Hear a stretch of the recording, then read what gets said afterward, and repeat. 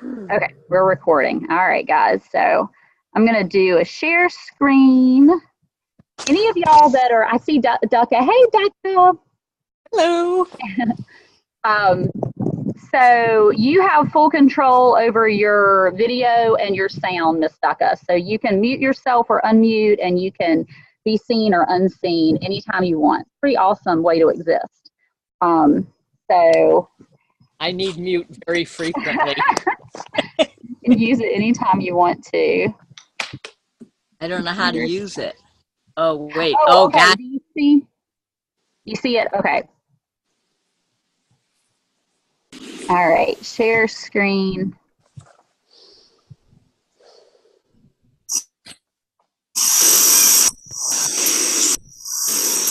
So what I'd love for us to do is just recognize that anything that may have happened today or this week, that is a past version of now. And we are here in the now, the only now we ever have. And we can be like little wild helix, and we can release anything from our previous nows by just focusing on our wild wisdom tools of aware and just feeling in to the moment, the experience of this now. So I invite you to join me. I'm going to do it with you and just feel into this. And let's just take a few moments, a few minutes to be in the now, to be like a wild Mustang.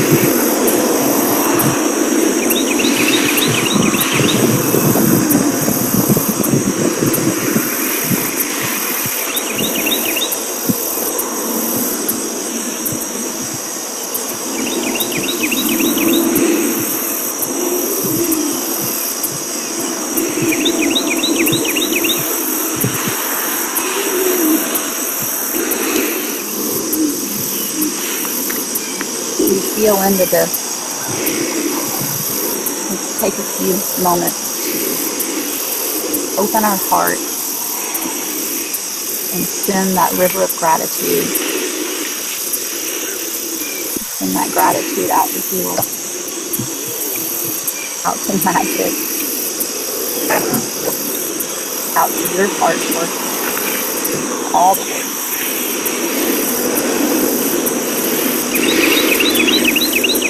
See that glowing golden river that flows from your heart to theirs.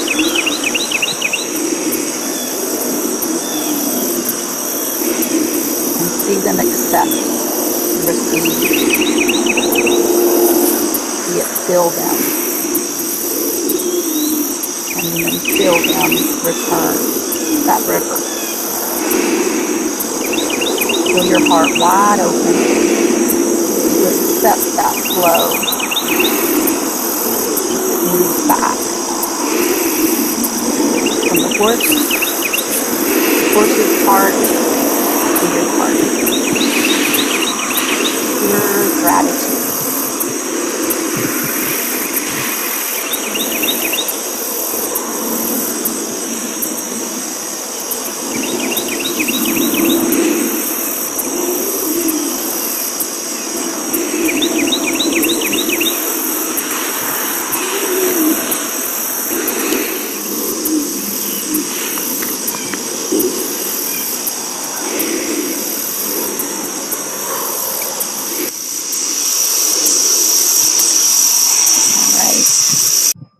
Take a few moments and bring ourselves back together.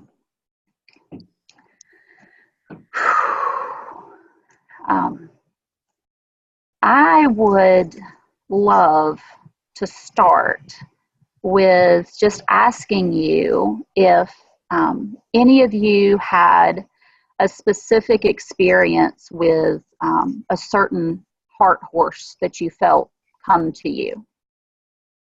And if anyone wants to share that.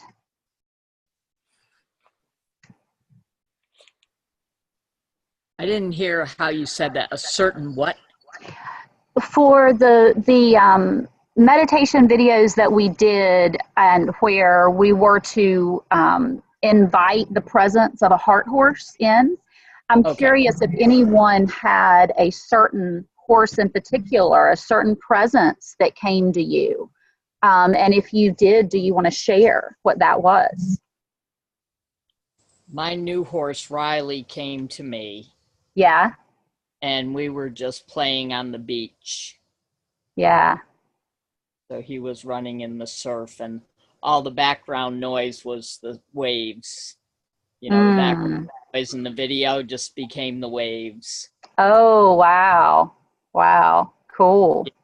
So we were just, and the birds were seagulls, and we were just, I was on the ground and we were just running and playing in the surf. Yeah. Wow. Did you, when you began that journey with him, did you feel compelled to get on him or stay at his side and walk beside him? Or do you recall? We seemed okay on the ground. On the ground, yeah. Walking side by side. Yeah. Kind of running and playing, splashing. Yeah, running and playing. So I got you. Yeah. But I didn't feel the urge to ask him to stop so I could get on him or anything like that. Yeah. I hear you. It was just fine the way it was. Yeah. Cool. Does anybody else have one that they would like to share?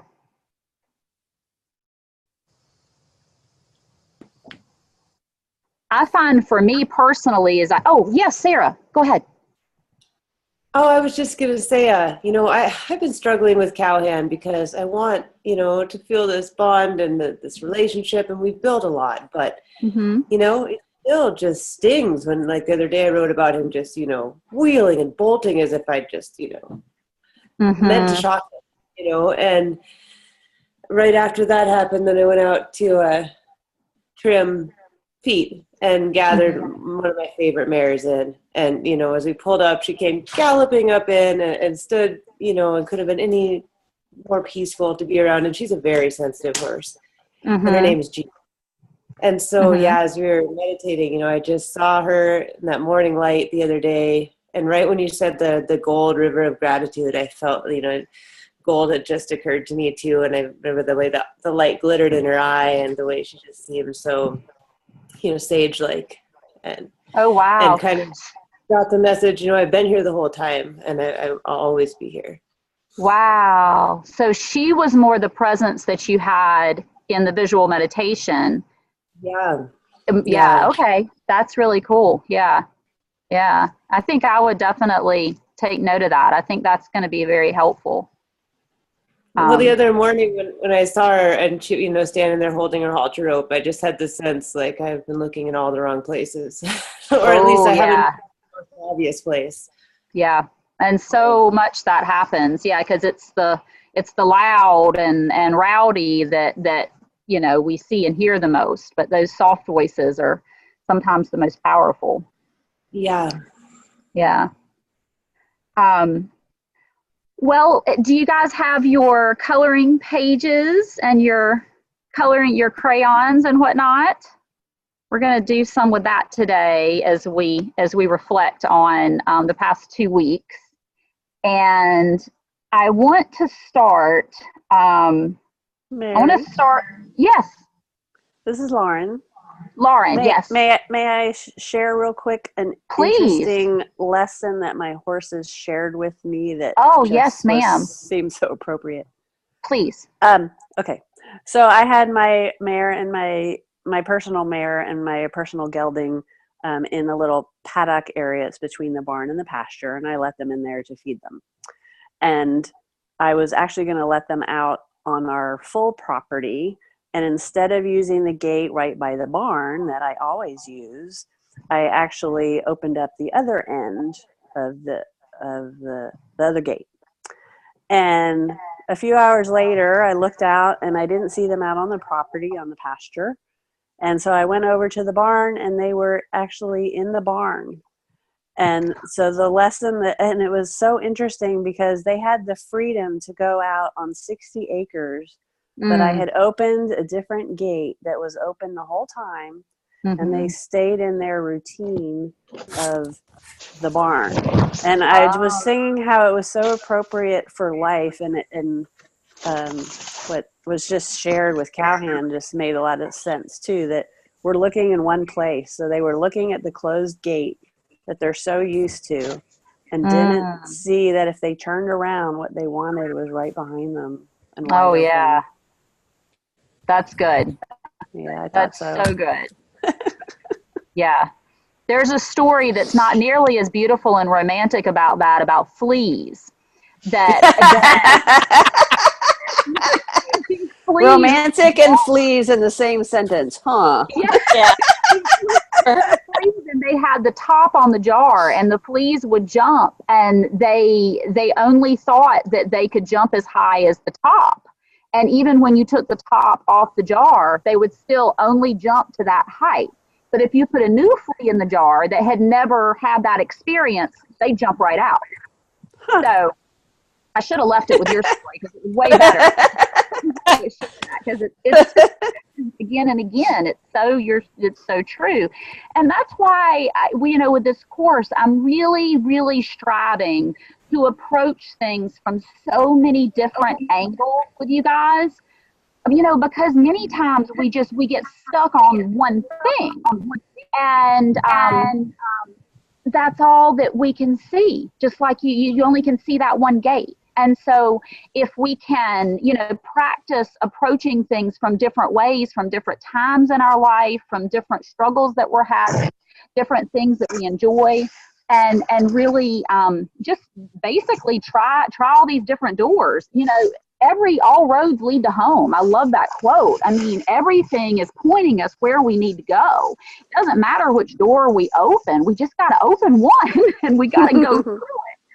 So that's kind of what's led us into this child I am section. And the first part of it, if you guys recall, I wanted you, and this was in part inspired by your story, Lauren, with some of the stuff that you had shared earlier, but I really wanted us to spend some time reflecting on our buttons, our triggers, that we have. And so I'd love for you guys to think back on that. If you have your journals and want to look back through, or just think, you can probably come up with it just thinking yourself right now, hey, what are my triggers?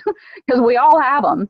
And I'd love for us to, let's go ahead and just become, make ourselves aware of some of our triggers that we have, our buttons, and what they are.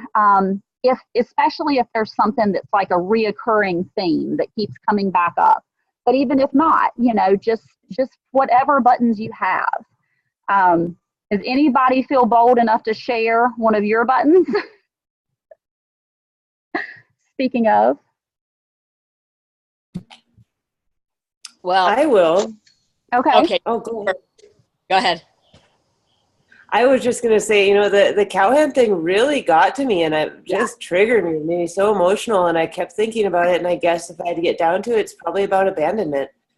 And going, wait, you want to be with me, right? You're not going to run off, are you? You're not afraid of me or choosing someone else, are you?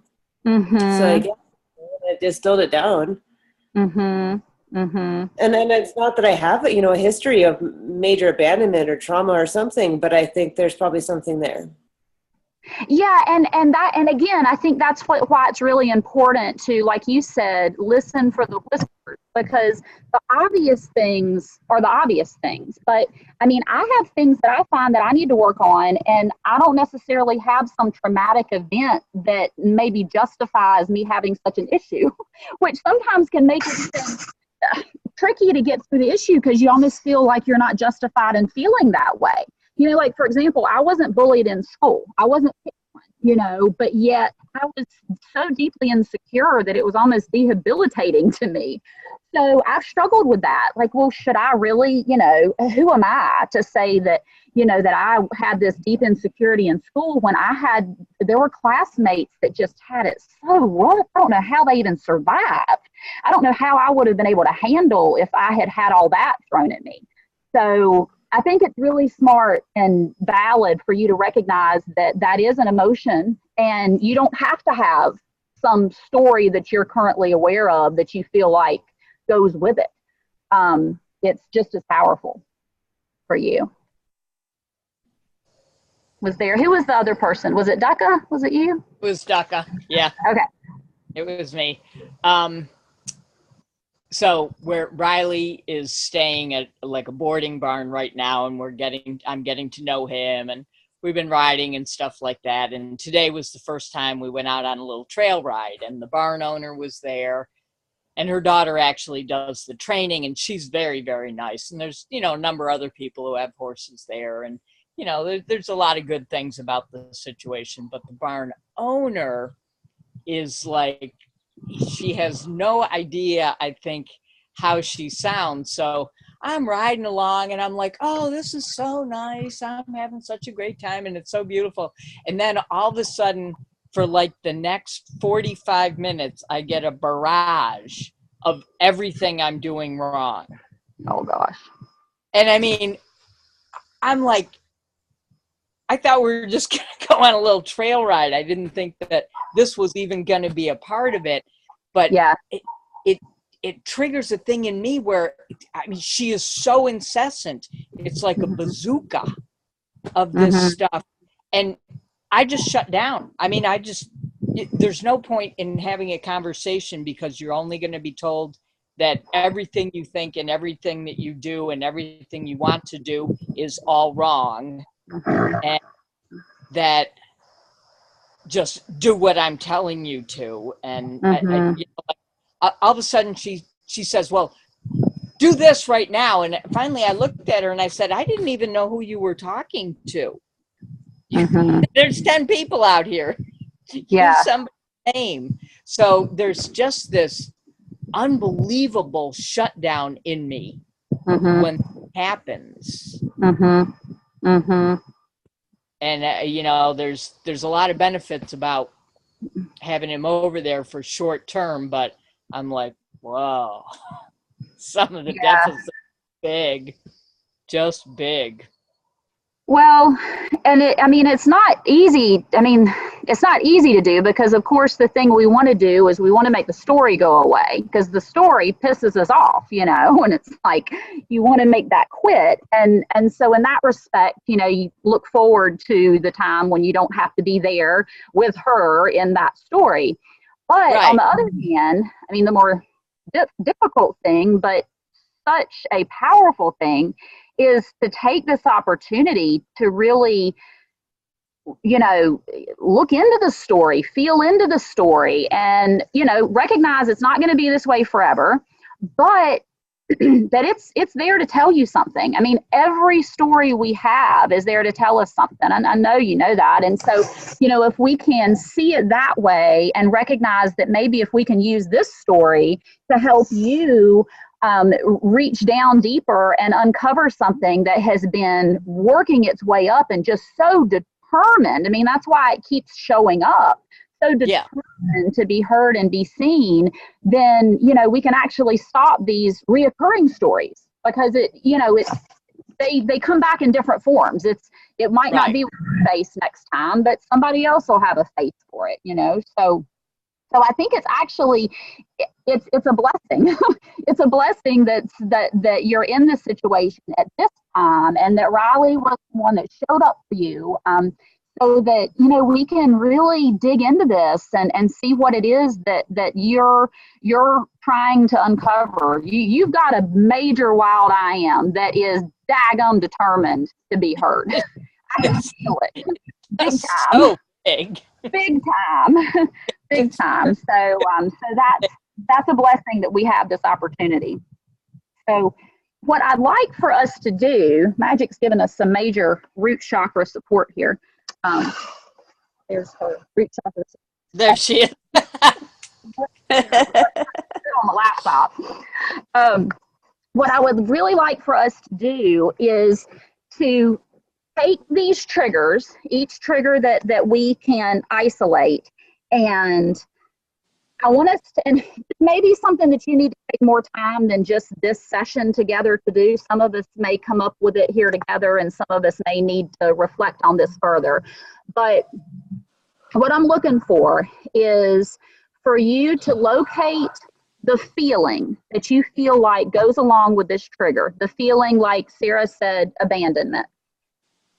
Don't try to overthink getting the feeling right. I think sometimes that just gets us stuck up here. And it's not something that we can reason through. We have to feel through it. So, you may start with abandonment, you may work further, and there may be something else that shows up for you that maybe is even a layer below abandonment. But so don't be too hard on yourself on having to select the perfect feeling that matches this. Go with what you feel like it is. And once you can label what you feel like it is, just like in the exercise we did before, I would like for you to think on what feeling would you need to have to not feel the negative feeling. So with Sarah, if abandonment is what we're going with, what feeling would you need to have to not feel abandonment?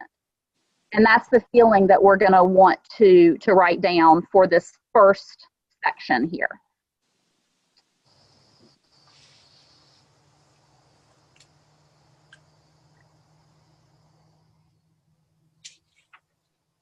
And if anybody wants to share a little bit about what that feeling is for you. Yeah, that's hard. It is.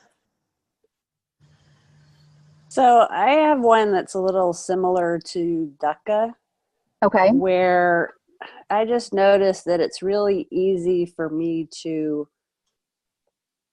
make myself smaller. Oh, yeah. And so when dukkha was talking, it was just reminded me that the feeling word I used was helpless. Mm-hmm. That I just feel sort of helpless and hopeless in that situation.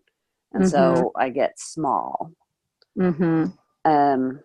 I feel like there's something underneath that, but I haven't been able to touch it yet or feel it yet. The opposite of that, though, would be that I'm strong and capable and worthy and wise. Can you think of a situation where you feel those emotions? Strong, worthy, wise?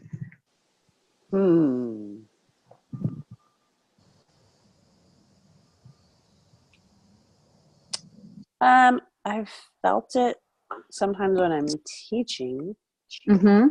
Like I've taught some classes and would feel that way. Magic just gave a big release.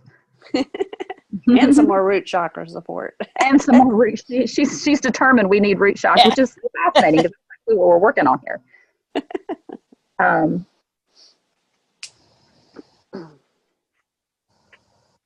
Yeah. Well, when we teach, I certainly find that whatever I feel drawn and compelled to share with you guys, it's what I need to hear. You know, we're all the same being at its deepest core. So, you know, every reflection is a reflection of something within us. So every struggle you have, there's something within me. There's a connection there. And so there's no doubt when helping guide others, it's connecting you with something authentic within yourself.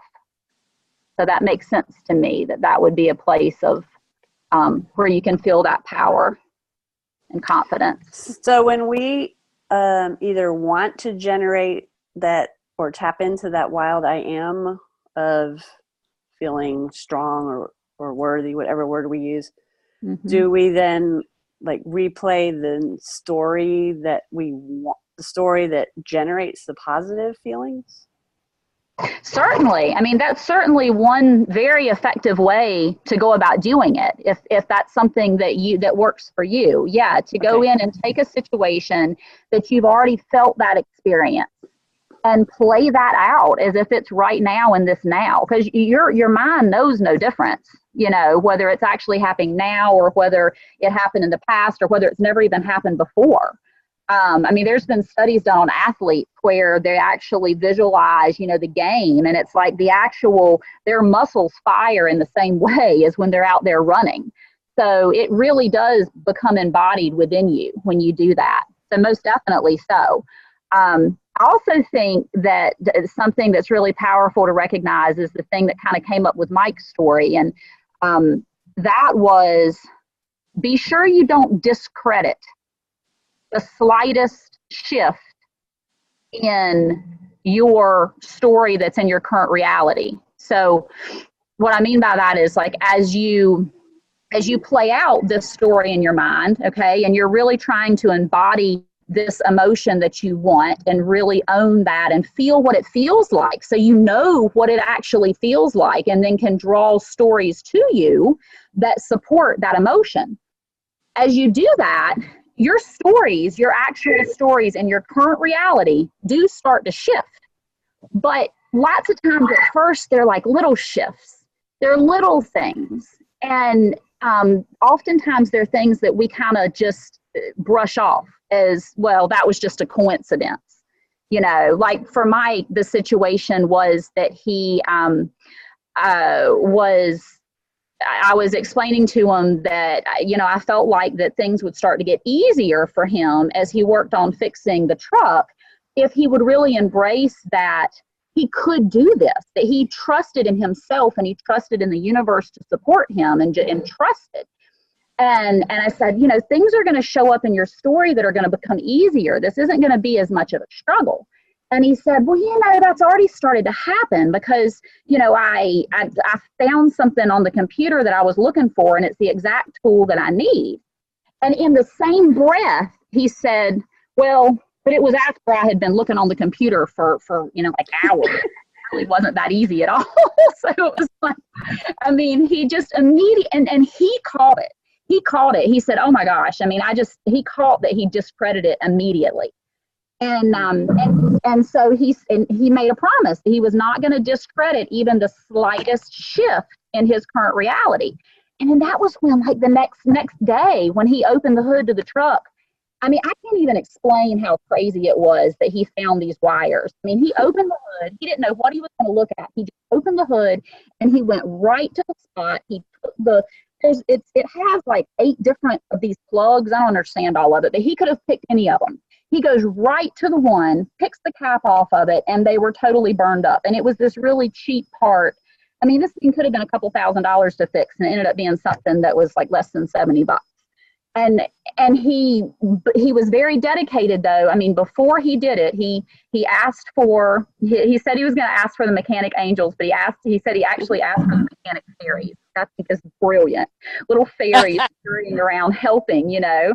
And so he asked for the mechanic fairies to help him, and he said, I promise I will not discredit anything that shows up that helps.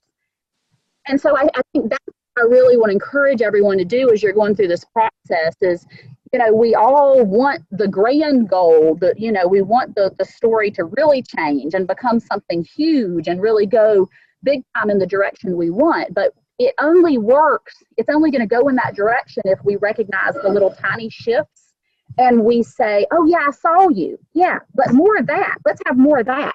Even if it was the teeniest, tiniest thing. Does that make sense? Yes. I hope. Yeah.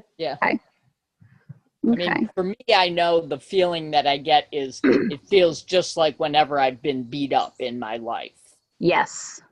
And yes. It's, you know, it's a verbal beat up, but it feels just exactly the same.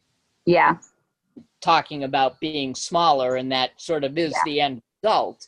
When you get beat up, you just keep getting smaller and smaller so that you can disappear from that situation and not get beat up again.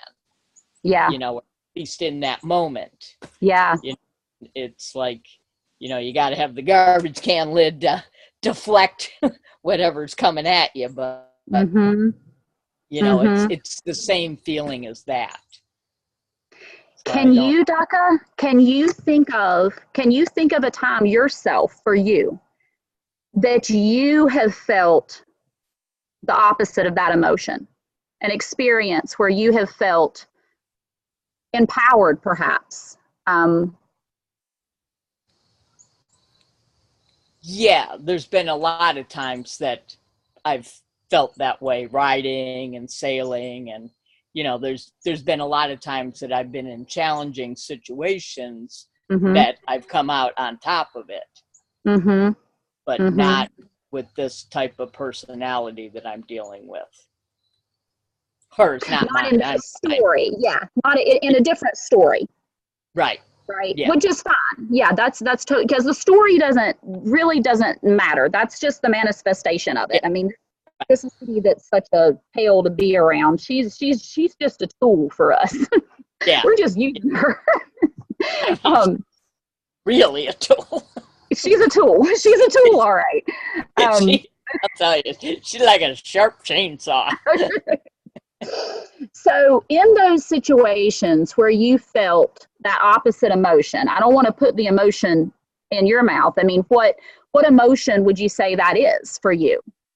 If you think on those stories, don't think to the emotion first. Think first to the story that made you feel that way, and think about that story, and then see just off the top of your head if you can just kind of spout out what that felt like. Strength. You know, strength would be it, and confidence or security. Yeah. You just, you know, I just go, I'm not going there. You know, like the Karate Kid, the best way to block a punch, don't be there. I'm not there. You know. You know, there's a lot I want to learn, but not like this. Okay, so let me dig a little deeper though, because I want to make sure that because what I'm hearing is I'm hearing you talk about a situation where maybe you've been faced with a challenge, but yet you have approached it from a place of strength and worked through it. That's kind of what I'm hearing. I want to make sure, what I would love for you to do is I would love for you to think of a story where you weren't having to be strong. You weren't having to muscle in and block anything. Like a story where you just were simply feeling what? Feeling wonderful, feeling good, feeling perhaps empowered, but not because you were having to block someone else to feel that way. I mean, I can come up with lots of examples of when I was feeling really good and Yeah. empowered. And I mean, you know, I'm almost every day when it comes to evening time and I've taken care of the animals and stuff Yes. like that. And I come into the house and I go, you know, I'm so glad I live alone. Yeah. Just makes me feel happy to live with my animals, my dog, my horses, and on this piece of land and home and everything. And, you know, that just feels wonderful. And every day I acknowledge that. Because there's some people who are single who just, you know, crave being in some kind of relationship or something. And, you know, I crave spending time in my little peace and serenity here. Yeah. And crave time without people around. And when you're in that space, when that's the story, how does your energy body feel? Does it feel small, or does it feel like it's just totally filling you up? It sort of fills the space up and fills me up. It just wells out of me, kind of. Yeah. I can feel that in you. In just contentment and happiness and, you know, pretty colors and sparkly things. And that's DECA. That kind of stuff. It's like, yeah, it's safe to let all of that out when I'm here alone, you know? Yes. Exactly. Yeah. That's what I want you to hold on to. That's it. So as you're writing, noting some stuff down, I hear you say happiness again and again and again. Being happy. On the surface, it doesn't sound like the opposite to feeling small and pushed down, but I really would love for you to really recognize that and just kind of sit with it a little bit and see how that feels for you. Because it really, really, really, I can feel alignment when I hear you speak about that, and I see you just light up, and I see the fireworks inside of you, you know, as you speak from that place. Yeah, and it's over something simple. It's over living alone and getting to appreciate, you know, as I just look here, you know, there's so many beautiful colors of green and yellow out there, and you know, the yard is just dotted with these little leaves that have blown down, and you know, just things that the color of the sky today was amazing. And you know, some of that stuff you don't get to feel it and acknowledge it if there's a lot of chaos going on and a lot of other people around, you know. So yeah, I like that part about it. Oh, you're on to something with that. Hold on to that. That's big. That's big. Okay. Does anybody else want to reflect on theirs before we pull out our crayons and do a little bit of coloring? If you do, just speak up. You can interrupt me anytime. What I'd love for you guys to do, if you have it with you, you can do it now. If you want to do it later, that's okay too. But, you know, horses, just like us, have all these different magical energy centers within. And for me, as I think about what this heart horse represents to each of us, I feel like that root chakra, you know, basically, and for visual purposes, what I want you guys to do is use the whole hindquarters of the horse, that motor of the horse. It's what grounds us. And it's the thing, it's really what ties us to earth. It's what ties us to the seen realm, which we're not of the seen. We're of the unseen. All of us are. But it's that root that grounds us into this existence, this reality right now.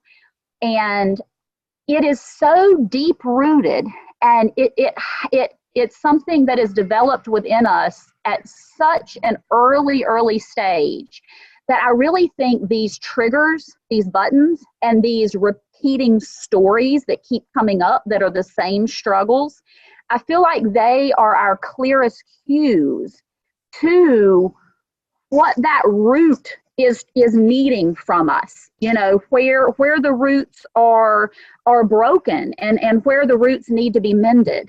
And what I would love for us to do is to take those words that are, and just as a, for you, Ducka, you know, to think about happiness as a word, to put those positive words that we feel like are the emotions that we need to feel to not have the emotions that are the negative ones, right? That positive emotion. I would love for us to write those words on the hindquarters of our horse. It may be one word, it may be a couple words. Again, this may be something you need to come back to, but I would love for us to represent that root grounding force on our horse with the words, and then I would invite you to take time to color in that space as well, and just pick up whatever color comes for you. This isn't about coloring in the colors of the chakras or anything. This is about what color just comes to you. What do you naturally grab? And as you do color it in, I want you to play out that story that helps you feel that emotion. So for Ducka, I would love, I mean, you may need to have, that horse is hip maybe lit up with all kinds of colors. You may need to have, you know, beautiful fireworks on those hindquarters, but just really embrace the experiential process of coloring that space in. And about yes. this, I really need to get him engaging his hindquarters too. Well, there you go. So there you go. That's what you're doing right now. now I can see his hindquarters in these bright colors. That's right. Really, That's right.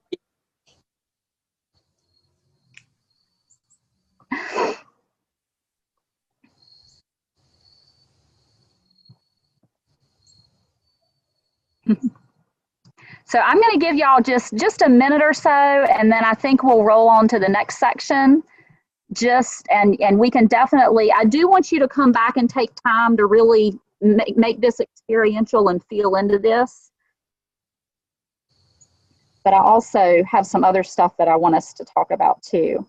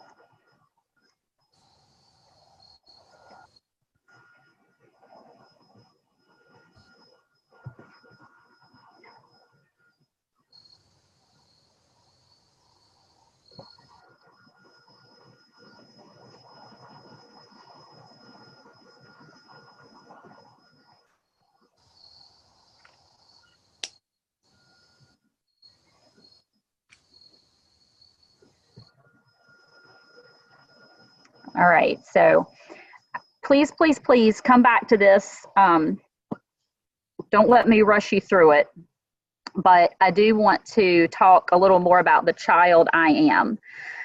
So the other thing that we've worked on through some of these guided visual experiences is to have that heart horse take us back and take us back on this journey to our child I am self.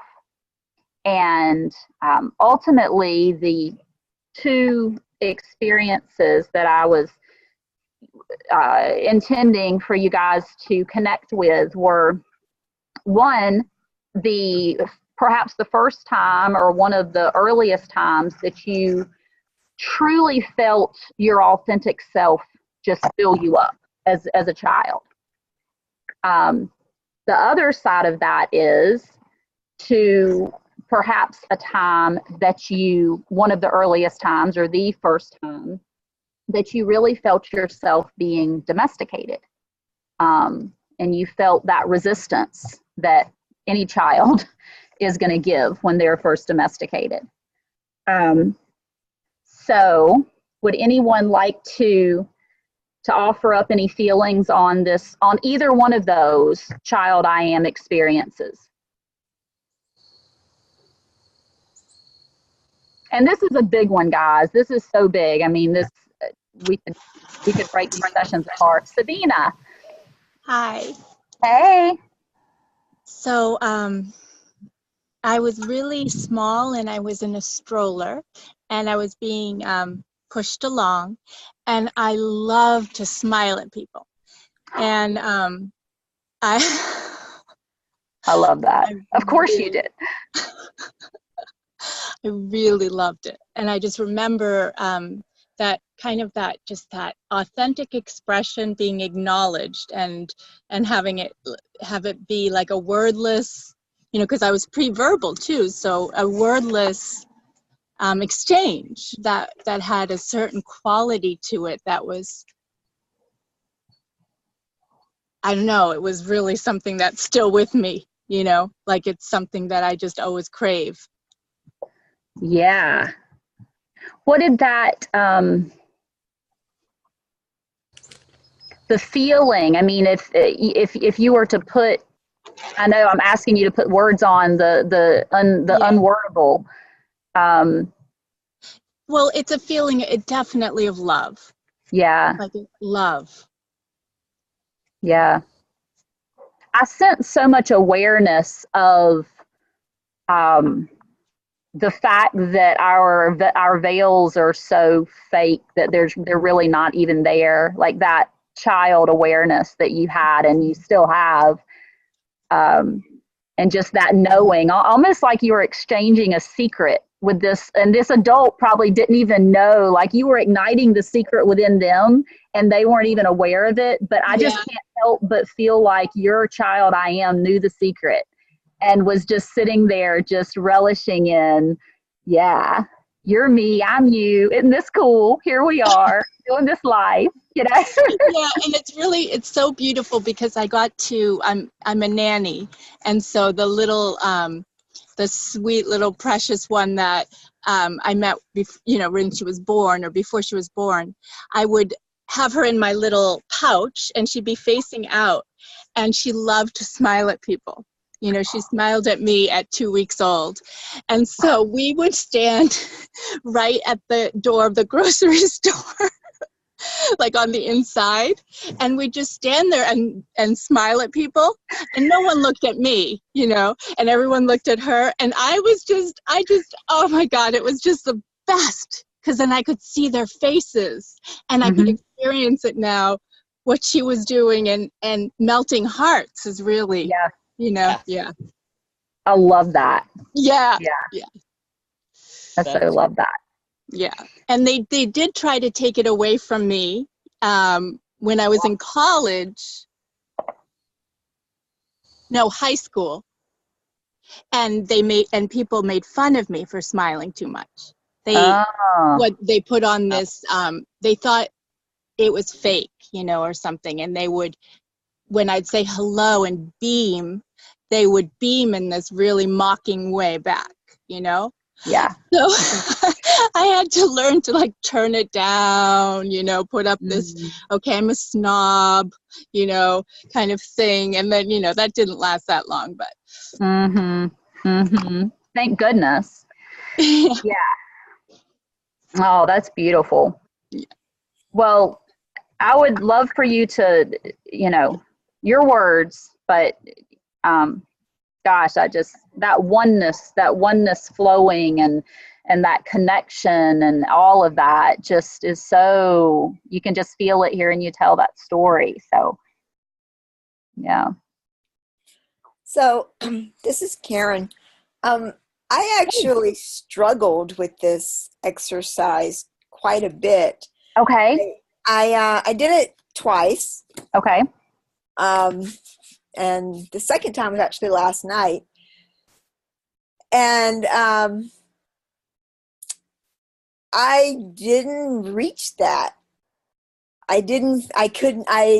Neither time did I find anything in my childhood that felt either of those things, like really, really, really authentic, or like I was being domesticated. And then I started to theorize that maybe I was domesticated before I could even remember it, because my mother, loved my mother, but she is a fairly controlling person. Yeah. So I suspect she put boundaries and rules on me when I was so little that I don't even remember being any other way. And I don't remember resisting. I mean, they're put on you, before you can walk. They oftentimes are. You're so right. And I have actually had, what's that? I said I was disappointed that I didn't find those things. Well, just like we said at the beginning, though, we've got all kinds of ways of approaching this. So it's not, that wild I am is there to be uncovered, and it's going to find its way out. So I think that acknowledging the difficulties and the situations that or the ways of approaching this that are more difficult for you is really powerful in the process, because, and you are so not alone. I've had people actually contact me about this course that have been very honest and were simply too afraid to do this because of actually what you just said. So what if I feel like I don't even know what it felt like to be, that statement to, who were you before the world told you to be? I mean, there are plenty of people out there that have that domestication so long that is, you don't necessarily have that conscious memory, but the memory is still there. I mean, that you're being hardwired ever since you are birthed into the world, and even before in the womb. I mean, it's there. So I would say for you, Karen, I would really invite you to take a step back to what we talked about before, and perhaps think on triggers that you have now. The wonderful thing about the buttons that are on us is they're our buttons that were put on us, and we don't have any kind of conscious control over when they get pushed or how they get pushed. So it's a really good opportunity to tap into the subconscious, to tap into a connection to those stories that we're not actually aware of in our conscious thoughts. Because really the stories are just to help us discover the emotion anyway. So the actual story that you may have had as a child, of really embodying your authenticity or being domesticated or whatever, the story actually doesn't matter. We think it matters, but there's tons of new stories that are going to show up. It's the feeling, that emotional body that we're getting at. So that is what I would say. Don't feel like you need to keep struggling to try to go back right now with this child I am meditation. Instead, I would focus your thoughts on your day-to-day experiences and think about what gets under your skin, what tees you off, what triggers you to feel, have an emotion come up within you that's uncomfortable. Okay.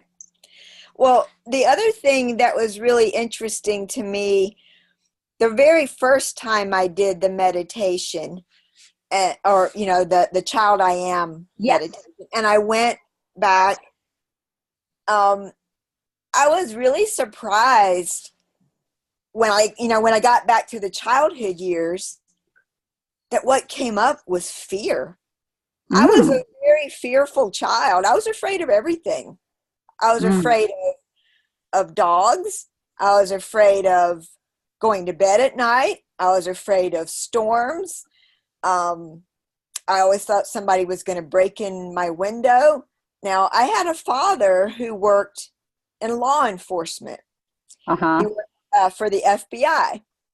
And he liked to watch police shows on TV. And this would have been the 1970s. And most of the shows back then, they had a theme of, you know, preying on women. And my bedroom was right off of the room where the TV was. And so, you know, I was like terrified at night. Yeah, I guess so. Yeah, I remember being even younger before I can remember like TV shows.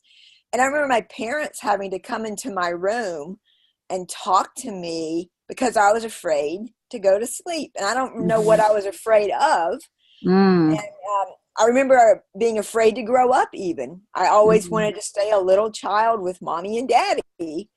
And these were thoughts I had not had in years. That surfaced when I did this meditation. It was really fascinating to me. Like, why did that stuff come up?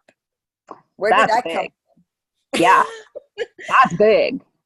That is powerful. That is deeply powerful. Yeah, and talk about, you know, your root shock, you know, that root groundedness at the time when it needs to be formed, to be feeling all that fear at this time when, you know, you're growing roots into the earth. So, yeah, I think that's definitely something to reflect on big time, and as you move into your current experiences, you know, see if there's any commonalities now. I mean, you say that, you know, it wasn't really until you moved back that you kind of felt those come back to the surface. And those emotions that are down so deep. Those are the ones that are almost like pulling the strings to our little puppet show that we're living in. And when they're down so deep that we're not aware of them, they really kind of have free range to pull the strings. So I would, again, think about those triggers that come up and see what it is. And it may not be something that your triggers, it might not be something that maybe makes you angry. Maybe it's something that makes you fearful. You know, what things?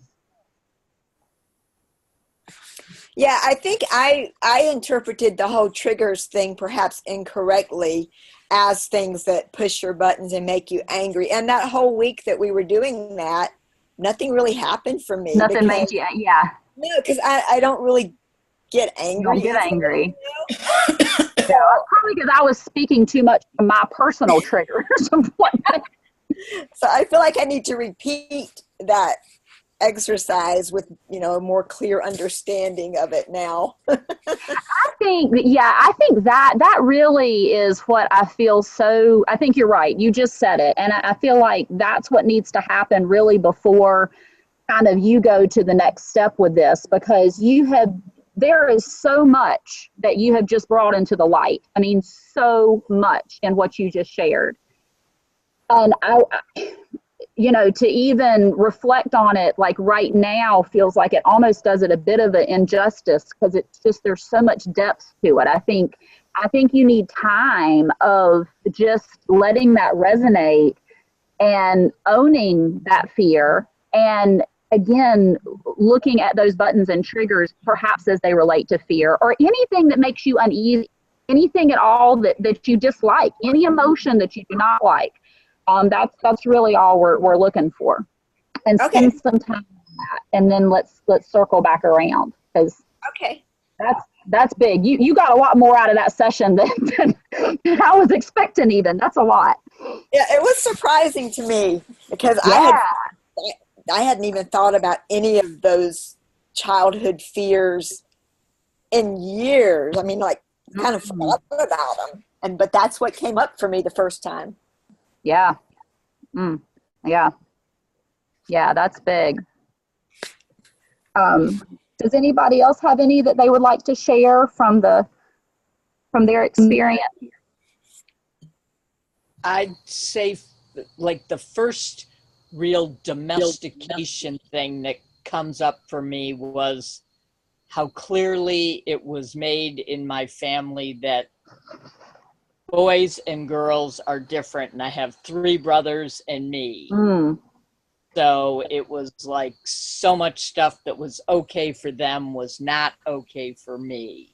And it's this just, I mean, like if you picture a cookie cutter and just trying to be pushed into it, and all the parts that don't fit get cut off and fall away or something, you know, they tried so hard to push me into this little, you know, and I grew up I was born in the 50s. So things were really different back then. And, you know, like clothing and behavior and what you were allowed to do, you know, and like I could ride bicycles and water ski and skateboard and, you know, do everything and keep up with the boys. And then the holidays would come and you'd have to wear this god awful dress and these, you know, it'd be in Buffalo. So they'd kick you out the door and it would snow from Thanksgiving until Easter. So they'd put you in this stupid, horrible dress and these little short socks and these horrible patent leather shoes and tell you, go outside and play. Well, how can you do it in that ensemble? What am I supposed to do out there? It was horrible. I guess so, especially when your light is like yours, Ducka. I mean, you do. I mean, you can, I know I'm not the only one watching and hearing you. I mean, you feel the fireworks. I mean, you're a light show. And so to try to shove that down is, I'm sure it felt suffocating. I remember trying to make the best of living within that horrible little world and having a twirling contest. So my cousins and we're twirling, and of course I'm gonna win. There is no question. I am gonna win. So I twirl and twirl and twirl, and my dress is out to here, and I'm twirling, and I get so dizzy I fall down, and I put my head through. It was a 9-panel glass door, and my head goes through the bottom panel, and I'm looking up, and the snow is these gigantic snowflakes coming into my face because my head is outside in a snowstorm. Yeah. And the rest of me is inside. And I'm thinking, oh man, I'm dead now. They're gonna kill me when they find my head out here.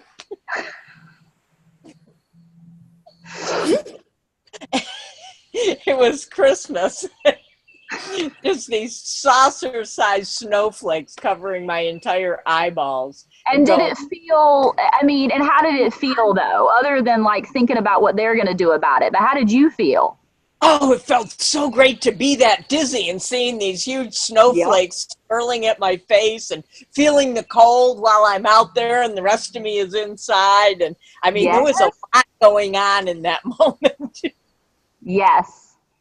It's going to be hard for you to come up with a word that really captures Ducka. That I know. I mean, I'm hearing so much of you are so big, your light is so big and so bright and so free.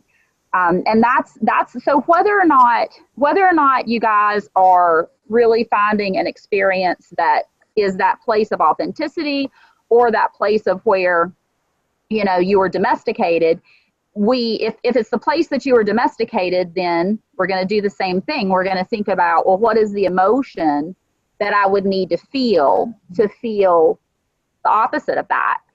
And what I'd love for us to do is take the barrel of the horse. And for this area is, you've got the sacral chakra, and then you also have the solar plexus in that range of the horse's body. And, you know, for me, I mean, the way those speak is those are sources of passion and willpower and desire and creativity. And that's what that child I am is. You know, that's what we came in this world to be, is to create and to fully embody those creations and pour our passion into it wholly and completely. So I feel like it's a perfect kind of fluid next transition from that root supportive chakra that's grounding us into the earth to move into that center of our horse and take a little bit of time to write down those words that. And so, Ducka, for you, you know, think about what words are going to capture how you felt when that snow was just falling on your face and you're laying there dizzy and it's just whirling and your world is just so big and grand and beautiful. And, you know, I challenge you to come up with a word to embrace that. But it was kind of just freedom, because I was spinning out of control, and then when my head went through the window, it just got even more free and bigger. You know, I'm laying there, all this glass is all over me. That's perfect. It's perfect. I love that. I mean, freedom could not say it any better. Yeah. It like broke through into this incredible world, you know? Yeah. Yeah. Yeah. Does anybody else have one that would like to share about your experiences with this?